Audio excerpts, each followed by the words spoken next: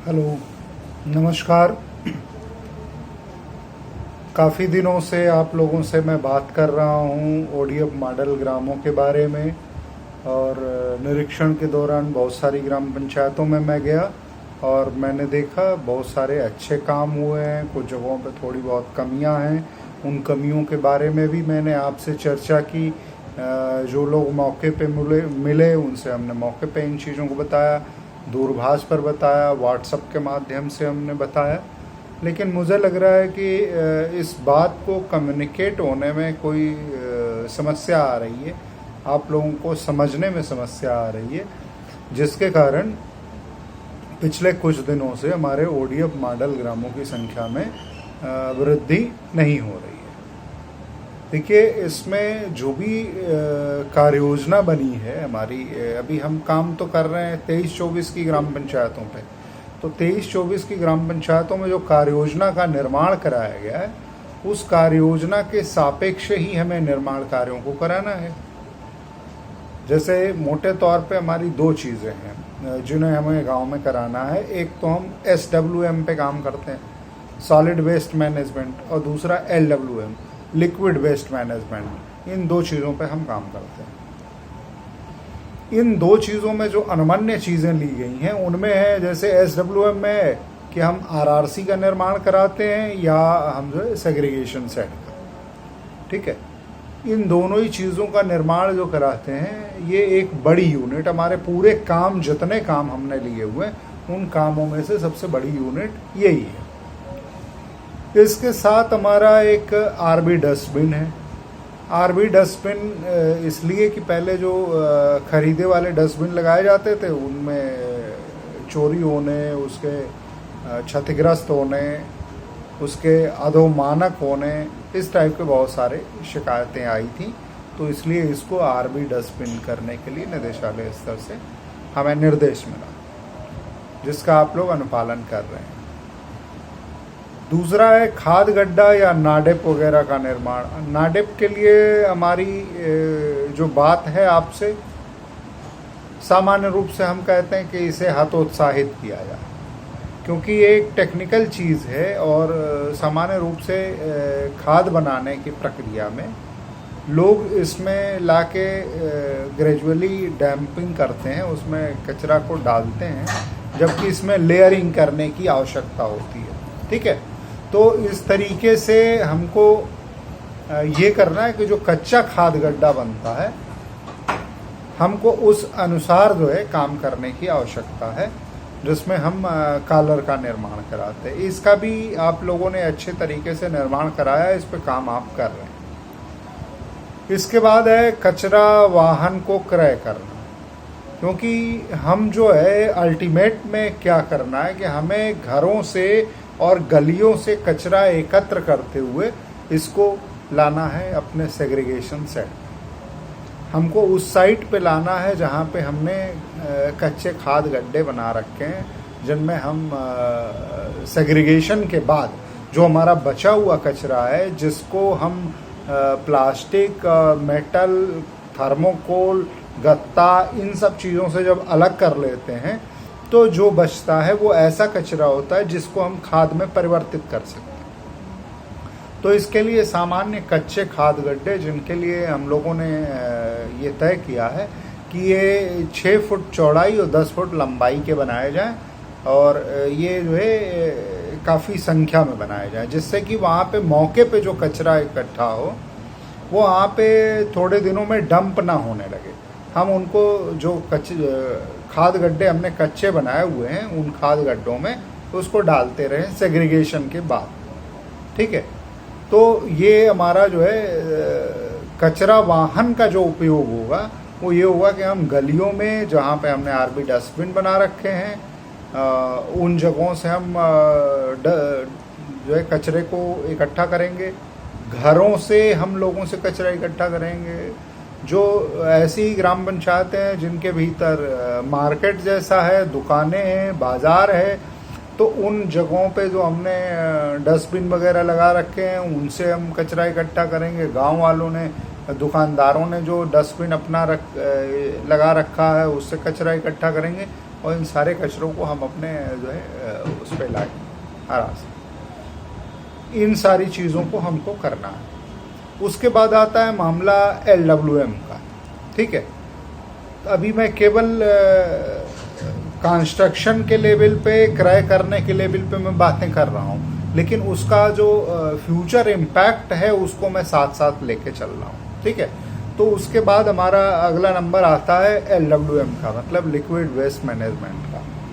सामान्य रूप से हम जो है कोशिश ये रही है कि बहुत तमाम सालों से ग्राम पंचायतों में नालियों का निर्माण कराया गया है और बड़ी संख्या में नालियों का निर्माण हुआ, ठीक है।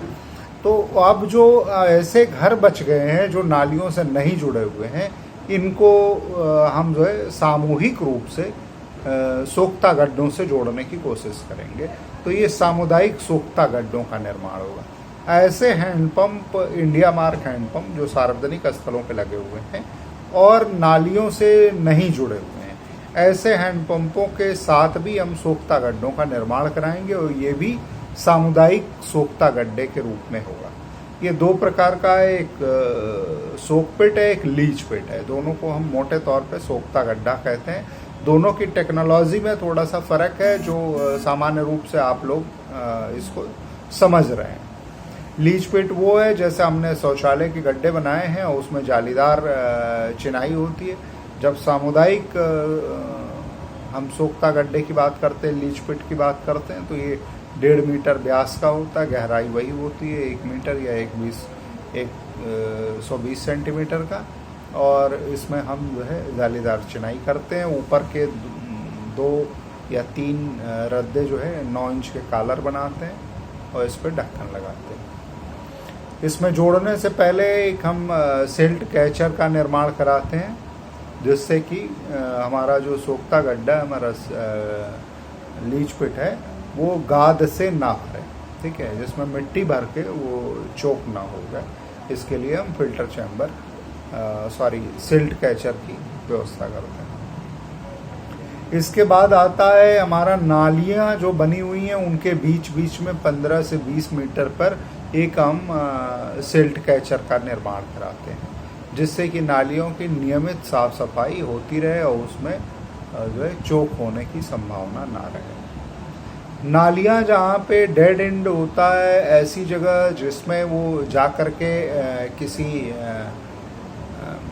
नाले में गिर रही हैं, बड़े नाले में, नदी में, किसी तालाब में जा कर के वो नालियाँ मिलती हैं, तो उस डेड एंड से पहले हम एक फिल्टर चैम्बर का निर्माण कराते हैं। जो आवश्यक है यही मैनेजमेंट है, तो हमारा ग्रे वाटर का मैनेजमेंट है वो यही है कि हम उसको फिल्टर करते हुए जो हमारे जल स्रोत हैं उसमें छोड़ें, जिससे कि उसको हम कृषि कार्य में उपयोग कर पाएँ, मछली पालन आदि में उसका उपयोग कर पाएँ, गाड़ियों को धुलने वगैरह में हम उस पानी का उपयोग कर पाएंगे, ठीक है।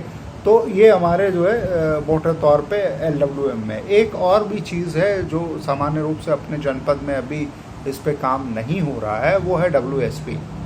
ये होता है वेस्ट स्टेबलाइजेशन पॉन्ड, और ये पूरा एक कच्चा काम है जिसको हम चाहेंगे कि इसे मनरेगा से लिया जाए, और एक बड़ी परियोजना है।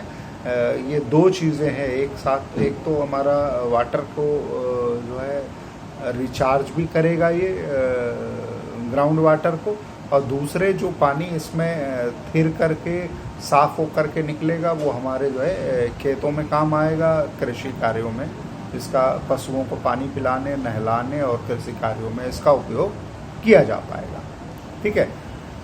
अब इन चीज़ों को, ये निर्माण के लेवल पे जब चीज़ें कंप्लीट हो जाती हैं तो हमारा गांव जो है अब ODF मॉडल गांव के लेवल पे तैयार हो गया। अब हम इसे घोषित करने की प्रक्रिया में।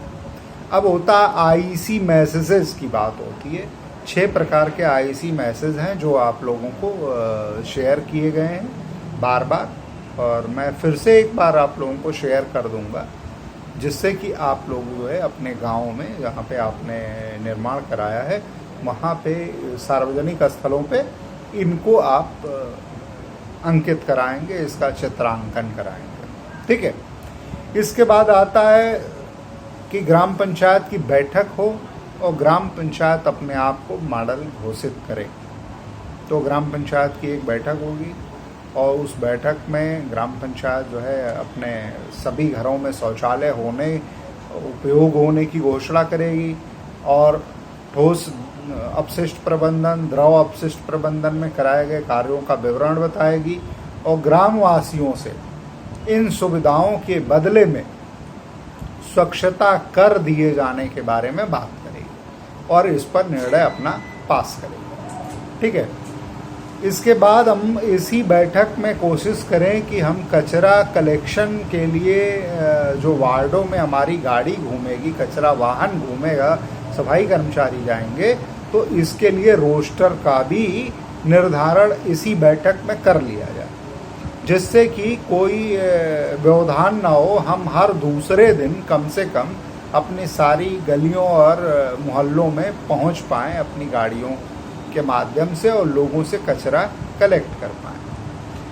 साथ ही हम ग्राम पंचायत के सदस्यों को, ग्राम सभा के सदस्यों को, गणमान्य लोगों को इस बैठक में शामिल जब करते हैं तो उनसे यह जो है रिक्वेस्ट करेंगे कि वो लोगों को इसके बारे में जागरूक करें और स्वच्छता कर देने के लिए लोगों को मानसिक रूप से तैयार।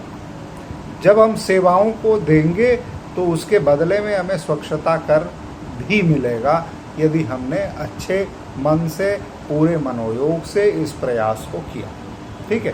स्वच्छता कर के संग्रह में पारदर्शिता रखने के लिए ग्राम पंचायतों का एक OSR खाता खुला है।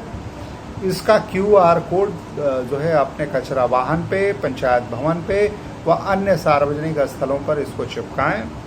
जो व्यक्ति कचरा वाहन का संचालन करेगा और लोगों से कचरा इकट्ठा करेगा, वही माह में एक निर्धारित तिथि पर इस QR कोड को लेके घूमेगा और लोग आराम से जो है उसको इस पे जो भी कर निर्धारण करेगी ग्राम पंचायत, जैसे 1 रुपया प्रतिदिन के हिसाब से हो गया, 30 रुपया मासिक का, 45 रुपया मासिक का, इस टाइप से कोई कर आप जो है निर्धारित कर सकते हैं। दुकानों से अलग दर रखें, दुकानों में जो हमारा है उसके लिए अलग दर रखें और इस प्रकार से आप जो है करें। कबाड़ी से अनुबंध करें, जो प्लास्टिक आदि की चीज़ें हमारे पास इकट्ठा होंगी उनको बेचने के लिए किसी कबाड़ी से भी अनुबंध किया जाए। तो जब हम ग्राम पंचायत की बैठक कर लेते हैं, सारे निर्माण कार्य करा लेते हैं, हम उसके संचालन की रणनीति बना लेते हैं, तो अब ग्राम पंचायत हमारी ODF मॉडल गांव डिक्लेयर करने के लायक हो गई और उसके सारे प्रोसेस पूरे हो गए। फिर इसकी सूचना जो है ADO पंचायत के माध्यम से जनपद को दी जाती है, वो सारे डॉक्यूमेंट्स दिए जाते हैं, उसका जियो टैग होता है और इसके आधार पर कोई भी ग्राम पंचायत हमारी मॉडल के रूप में जनपद स्तर से मार्क की जाती है। ठीक है। अब इसमें कोई समस्या, मेरी समस्या नहीं है, फिर भी यदि हो तो आप लोग व्यक्तिगत रूप से मुझको मेरे मोबाइल नंबर पे संपर्क करके अपनी शंकाओं का समाधान कर सकते हैं। धन्यवाद। जय स्वच्छता।